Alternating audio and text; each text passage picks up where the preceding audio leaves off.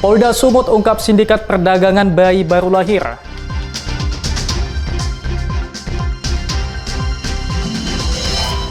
Konflik lahan, 33 masyarakat adat luka.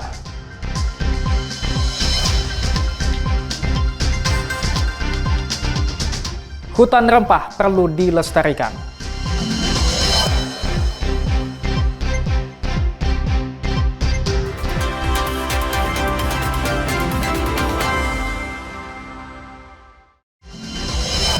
Halo, selamat pagi saudara. Kompas Sumut hari ini hadir dengan beragam informasi penting dan menarik dari Sumatera Utara.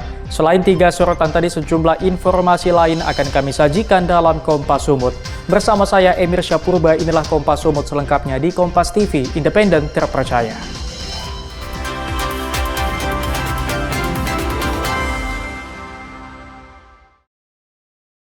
Berita pertama, saudara, 8 orang dari sindikat perdagangan bayi di Kota Medan diringkus polisi. Kejahatan ini diakui sudah berlangsung selama 2 tahun.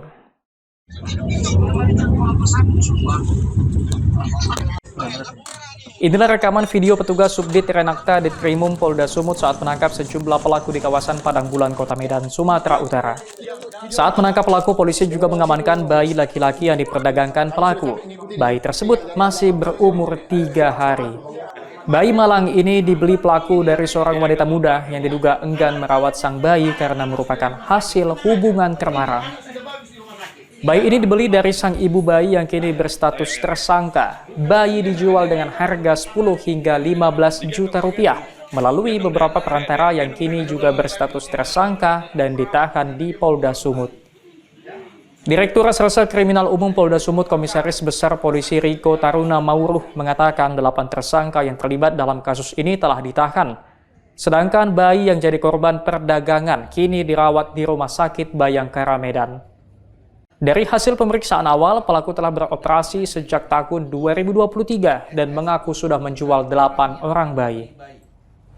Dari hasil pengembangan kami juga didapat keterangan sudah 8 anak yang diperdagangkan. Namun di dalam proses kegiatan tersebut perdagangan anak ataupun orang itu terputus.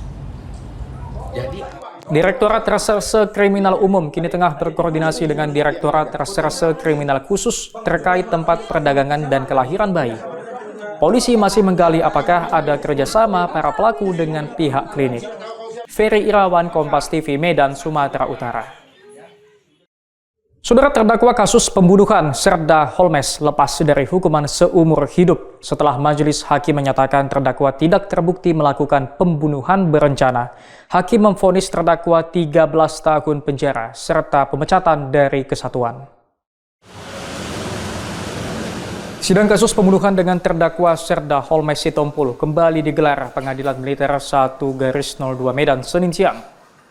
Sidang beragendakan vonis ini memutuskan terdakwa Sersan II Holmes Sitompul tidak terbukti melakukan pembunuhan berencana terhadap mantan prajurit TNI Andreas Sianipar.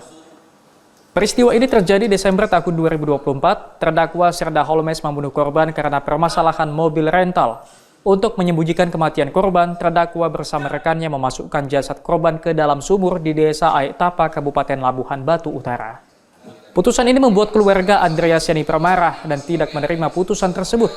Sebelumnya dalam tuntutannya, Auditor Mayor Teki menuntut terdakwa dengan hukuman seumur hidup dengan pasal 340 KUHP tentang pembunuhan berencana.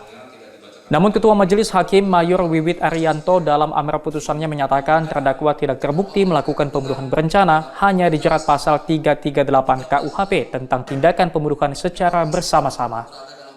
Atas perbuatannya, terdakwa dijatuhi hukuman penjara selama 13 tahun dan pemecatan dari dinas militer. Usai mendengarkan putusan hakim, penasehat hukum terdakwa dan auditor menyatakan pikir-pikir. Pidana terdakwa oleh karena itu dengan pidana pokok penjara selama 13 tahun. Menetapkan selama terdakwa berada dalam penahanan sementara, dikurangkan seluruhnya dari pidana yang dijatuhkan. Pidana tambahan dipecat dari dinas militer dan auditor militer pikir-pikir. Putusan hakim yang memvonis korban jauh lebih ringan dari tuntutan auditor menyebabkan kekecewaan keluarga korban. Kuasa hukum korban Joshua Simatupang mengatakan seharusnya hakim memutus hukuman seumur hidup karena terdakwa berencana menggunakan jerat leher. Seharusnya secara akal saya kita pandang ini pembunuhan berencana karena dalam pertimbangan sebelum dikatakan penyebab utama kematian dengan dijerat. Nah, memang menjerat bisa nggak pakai alat, kan harus dibeli dulu. Nah, membeli itu kan berencana. Keluarga korban sangat berharap agar auditor mengajukan banding.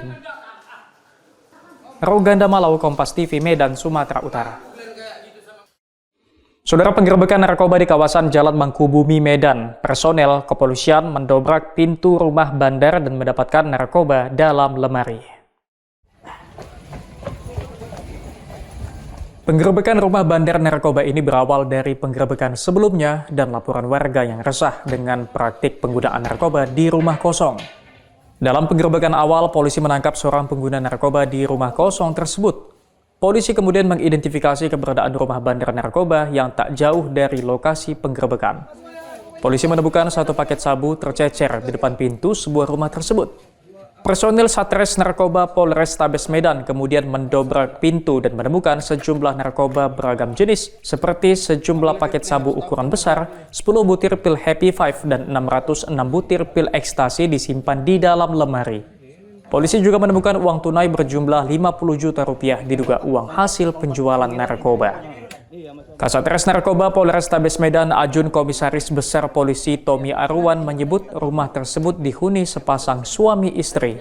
Keduanya diminta untuk menyerahkan diri. Keduanya diduga kuat bandar narkoba yang selama ini menjadi pemasok utama di kawasan Mangkubumi.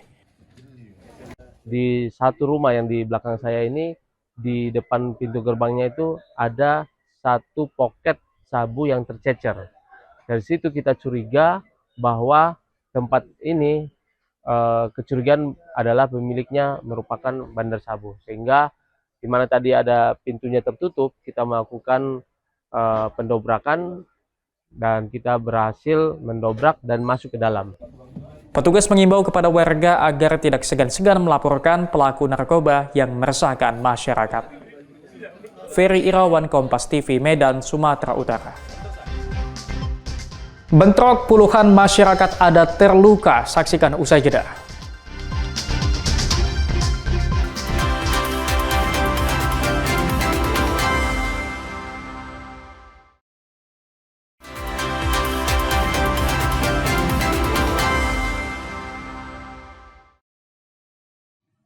Masih bersama saya Emir Syapurba dalam Kompas Sumut. Saudara, 33 orang masyarakat adat Sihaporas di Kabupaten Simalungun, Sumatera Utara mengalami luka-luka setelah diserang puluhan pria. Bentrokan diduga karena penanaman lahan. Ratusan petugas keamanan dari perusahaan pengelola hutan diduga menyerang wilayah masyarakat adat Sihaporas di Dusun Buntu, Pangaturan, Desa Sipahoras, Kecamatan Pematang Sidamani, Kabupaten Simalungun pada Senin pagi. Petugas keamanan berpakaian serba hitam, mengenakan helm dan memegang tongkat kayu mendatangi lokasi. 40 orang masyarakat adat di lokasi awalnya bingung akan kedatangan petugas keamanan tersebut. Masyarakat adat sempat berusaha untuk negosiasi melalui diskusi dan mencoba menghadang, namun tiba-tiba saja petugas keamanan melakukan dorongan dan masyarakat adat berusaha menahan. Namun masyarakat adat kemudian mendapat kekerasan dari petugas keamanan dengan dipukul dengan tongkat kayu dan dilempari batu. 33 orang masyarakat adat mengalami luka-luka, 10 diantaranya harus dibawa ke rumah sakit. Dan ini bukan kali pertama, tetapi ini sudah yang beberapa kalinya masyarakat menghadapi kekerasan. Pada hari ini ada sekitar 33 orang yang mengalami kekerasan. 10 orang diantaranya sudah dilarikan ke rumah sakit untuk mendapat perawatan. Oleh karena itu kami dari Aliansi Masyarakat Adat Nusantara Wilayah Tanah Batak mengecam tindakan PT TPL yang selalu melakukan kekerasan terhadap masyarakat adat yang terus mempertahankan haknya atas wilayah adatnya untuk memenuhi kehidupan mereka. Aliansi Masyarakat Adat Nusantara Wilayah Tanah Batak juga mencatat petugas keamanan turut merusak kendaraan, posko, dan rumah masyarakat adat. Sementara itu, pihak PT TPL membenarkan adanya gesekan antara petugas keamanan perusahaan dengan masyarakat, di mana petugas keamanan juga mengalami duka. Menurut mereka, keributan dipicu karena adanya penghadangan petugas perusahaan. Armendo Sinaga, Kompas TV, Simalungun, Sumatera Utara. Saudara, pastikan distribusi beras SPHP tersalur ke pasar tradisional di rut Bulog sidak sejumlah pasar di Medan. Untuk memastikan distribusi beras SPHP atau stabilisasi pasokan dan harga pangan, Direktur Utama Badan Urusan Logistik Bulog gelar inspeksi mendadak ke sejumlah pasar di Kota Medan.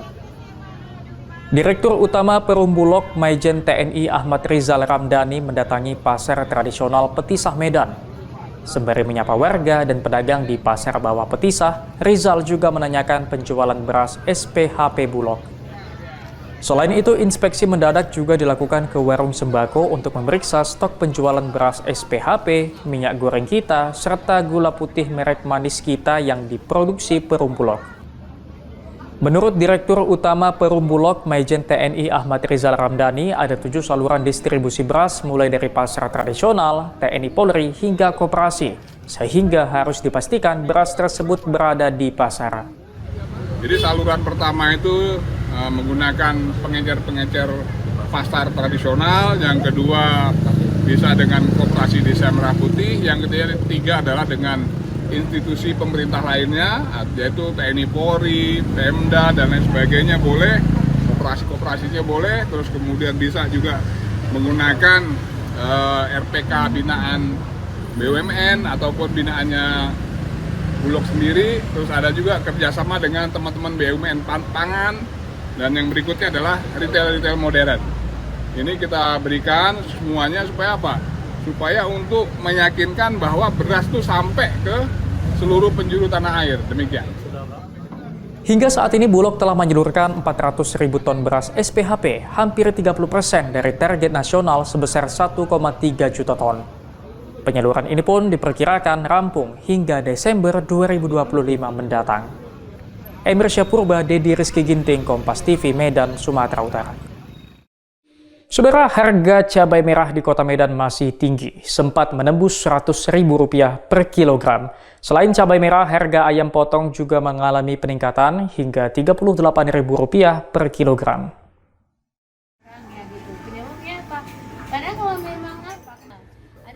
Harga cabai merah terus mengalami peningkatan di sejumlah pasar tradisional di Kota Medan. Seperti di Pasar Peringgan, harga cabai merah sempat menembus Rp100.000 per kilogram. Saat ini harga cabai merah dijual seharga Rp85.000 per kilogramnya, dari harga normal berkisar di Rp40 hingga Rp60.000 per kilogram. Selain cabai merah, harga ayam potong juga tinggi. Selama sepekan terakhir, harga ayam potong dijual Rp38.000 per kilogramnya. Tingginya harga cabai diduga disebabkan musim kemarau pada lokasi sentra penghasil cabai seperti Kabupaten Karo, Simalungun, Dairi, dan Humbang Hasundutan. Kepala Bidang Hortikultura Dinas Ketahanan Pangan, Tanaman Pangan, dan Hortikultura Sumatera Utara Lambok Turnip menyatakan secara data produksi cabai surplus sepanjang tahun. Kemungkinan peningkatan harga disebabkan adanya distributor luar daerah yang menampung produksi petani di Sumatera Utara.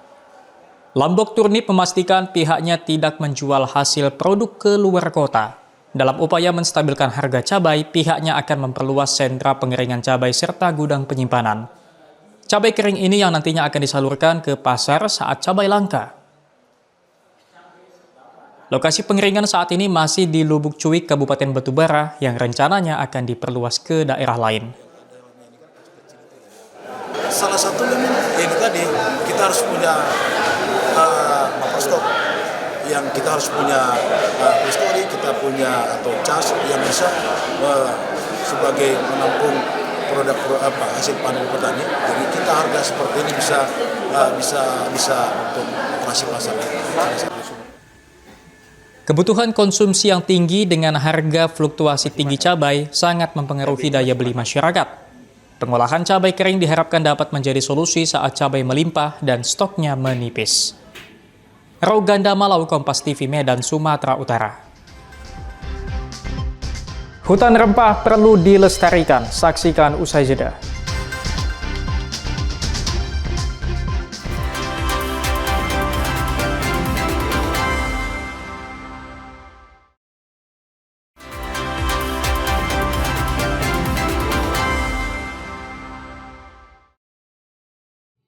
Masih bersama saya Emir Syapurba dalam Kompas Sumut. Saudara, sekelompok mahasiswa di Medan olah limbah kulit kerang menjadi alat praktikum mahasiswa.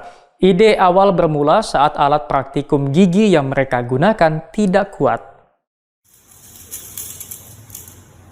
Limbah cangkang kerang dan plastik wadah makanan bisa diolah menjadi alat praktikum mahasiswa kedokteran gigi.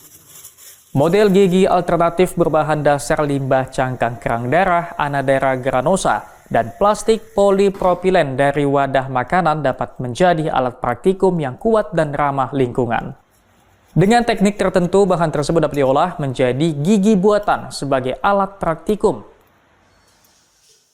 Mahasiswa Fakultas Kedokteran USU ini mengaku ide mengolah limbah cangkang kerang tersebut berawal dari rapuhnya alat praktikum yang ada sebelumnya.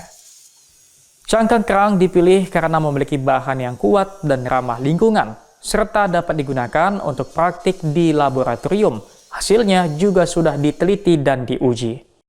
Cangkangnya itu belum dimanfaatkan sepenuhnya untuk kegiatan-kegiatan atau produk-produk yang lebih menghasilkan, maka itu menjadi limbah. Maka itulah kami memproduksinya dengan campuran kerang dan juga plastik untuk mengolah limbah itu.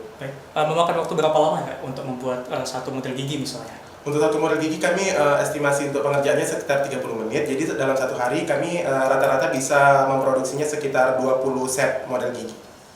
Kreativitas mahasiswa ini juga mendapat arahan dari program skema kewirausahaan, sehingga mereka mampu memberikan karya dan kreativitas kepada universitas dan dapat memasarkan produk yang mereka beri nama Polyselden. Emir Syapurba, Bahri Nasri, Kompas TV, Medan, Sumatera Utara. Saudara, kamper telah menjadi komoditi primadona perdagangan sejak zaman dulu. Berbagai sumber sejarah menyatakan kesohoran Kota Baru Tapanuli Tengah di mata pedagang asing tidak lepas dari peran kristal kayu kapur ini. Namun kini keberadaan pohon kapur terlupakan dan terancam punah.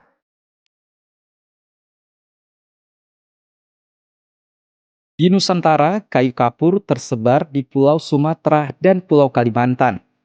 Di Sumatera, kayu kapur tersebar di sepanjang pesisir pantai barat Pulau Sumatera bagian Mandailing Natal, Aceh Singkil, Tapanuli Tengah, dan Riau. Pohon kayu kapur atau yang sering disebut dengan kamper merupakan pohon tersohor semasa perdagangan abad kedua Masehi dengan kristal kapurnya yang populer dikenal dengan kapur barus. Meski tidak terkenal seperti barus di Tapanuli Tengah, Kabupaten Pakpak Barat merupakan penghasil kamper yang legendaris. Kecamatan Pangindar di Pakpak Barat menjadi kawasan penting keberadaan pohon kapur. Hutan lindung yang luasnya mencapai setengah wilayah Kecamatan Pangindar merupakan tempat hamparan pohon kapur tumbuh secara alami. Di ketinggian 400 meter dari permukaan laut, kita dapat melihat pohon-pohon kapur tumbuh mendominasi. Dengan tinggi pohon yang mencapai 40 meter dan melihat diameter batang, diperkirakan pohon kapur ini berusia ratusan tahun. Keberadaan pohon kapur ini menjadi bukti kuat daerah ini dulunya menjadi pemasok kristal kapur ke dunia melalui pelabuhan di Barus. Kamper dari Barus menjadi salah satu kristal kapur terbaik yang menjadi komoditi primadona incaran pedagang dari Eropa hingga Timur Tengah. Namun keberadaan pohon kapur saat ini tidak seharum aromanya yang pernah mendunia. Pohon kapur sudah masuk dalam daftar merah IUCN, yang artinya pohon ini terancam punah di alam liar. Untuk mendapatkan kristal kapurnya, pohon kapur harus ditebang, sebab kristal aromaterapinya berada di rongga tengah batang. Jenis kayu yang kuat juga turut menjadikan pohon ini sasaran penebangan. Tidak hanya itu, proses pembuahan pohon ini juga tergolong lama, sebab belum tentu menghasilkan buah setiap tahunnya. Namun kekhawatiran utama yang semakin mengancam populasi pohon kapur adalah konversi lahan menjadi perkebunan. Selain menghasilkan kristal kapur, pohon kapur juga menghasilkan minyak atau umbil yang harganya juga sangat tinggi. Harga 1 kg kristal kapur dapat mencapai 7 juta rupiah. Bukan tanpa alasan, kristal kapur ataupun minyak kapur menjadi komoditi primadona dengan harga yang sangat tinggi.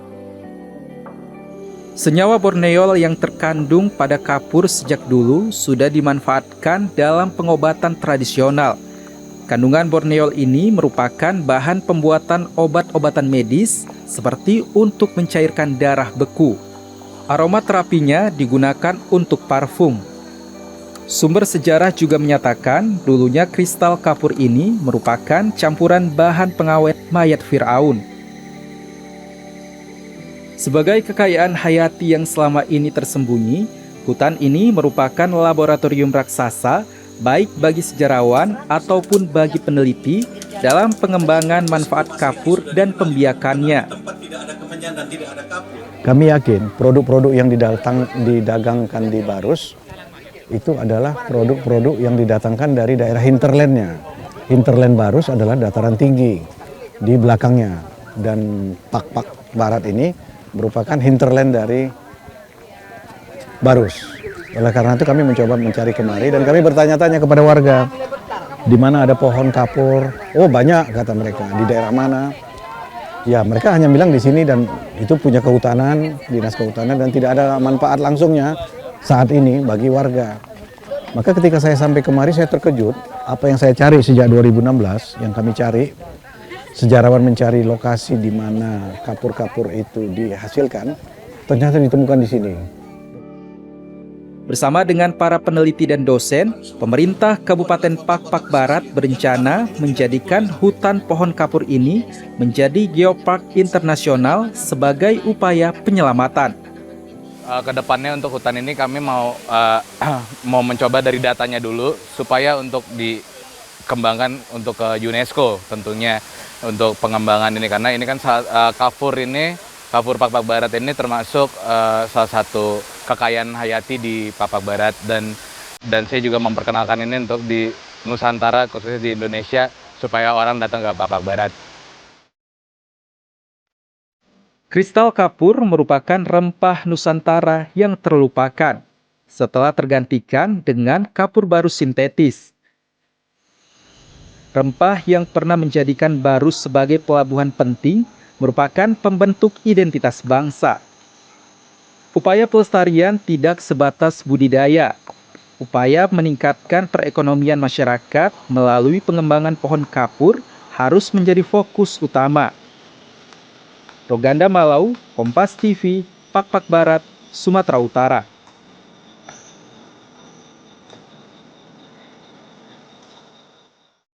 Sampai di sini Kompas Sumut hari ini. Anda bisa menyimak video tayangan kami di kompas.tv atau menyaksikan siaran langsung via streaming di kompas.tv/live.